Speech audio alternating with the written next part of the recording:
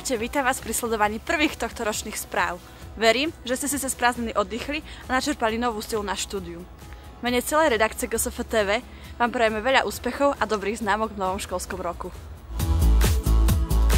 Koncom augusta sa ako každoročne konali zoznamovaky pre príjmu a prvú A.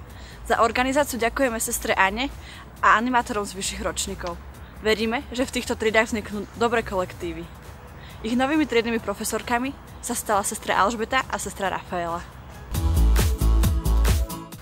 V dňoch 17. až 19. septembra sa žiaci 3. B zúčastnili Kožasu. Svoj pobyt strávili v príjemnom prostredí Vysokých Tatier.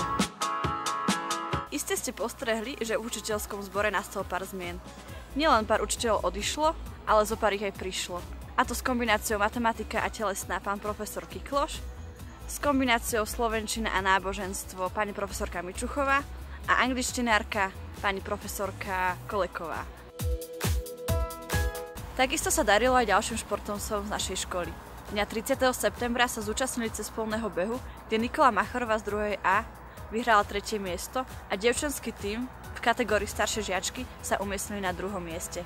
Všetkým výhercom i zúčastneným gratulujeme.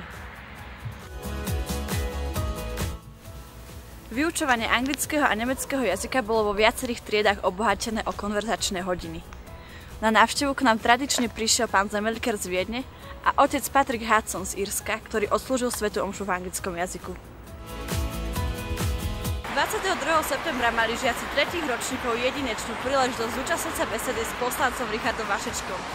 Diskutovali o blížiacich sa komunálnych voľbách a o fungovaní Národnej rady Slovenskej republiky. Tomu parlamentné práve z Národnej rady, tak to budete môcť voliť všetci, že? Ešte aj v tej v marci 2016.